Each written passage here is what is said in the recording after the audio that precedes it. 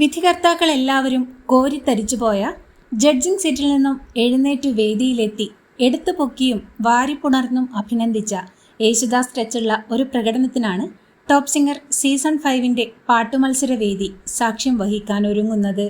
സാക്ഷാൽ ഗാനഗന്ധർവൻ യേശുദാസ് എങ്ങനെ പാടിയിട്ടുണ്ടോ അതുപോലെ ഭാവം കൊടുത്ത് കറക്റ്റ് ശ്രുതിയോടെ ആദ്യം മുതൽ അവസാനം വരെ കൺസിസ്റ്റൻ്റായി പാടിയെന്നാണ് വിധികർത്താവായ മധു ബാലകൃഷ്ണൻ അഭിപ്രായപ്പെട്ടത്. ജഡ്ജിംഗ് സീറ്റിൽ നിന്നും എഴുന്നേറ്റ് വേദിയിലെത്തി one of the best performance എന്ന് വിലയിരുത്തിക്കൊണ്ട് എടുത്തുപൊക്കിയാണ് മധു ബാലകൃഷ്ണൻ അനുമോദിച്ചത്.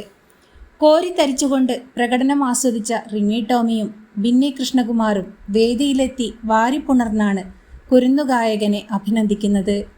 ഹൃദയത്തിൻ മധുപാത്രം എന്ന ഗാനഗന്ധർവൻ യേശുദാസിൻ്റെ മാസ്റ്റർ പീസ് ഗാനം യേശുദാസ് ശൈലി ഒപ്പിയെടുത്ത് പാടി ടോപ്പ് സിംഗർ സീസൺ 5 സ്വന്തം അണ്ണനായ ദേവദർശാണ് വിധികർത്താക്കളെ എല്ലാവരെയും കോരിത്തരിപ്പിച്ച് വേദിയിലെത്തിക്കുന്നത്.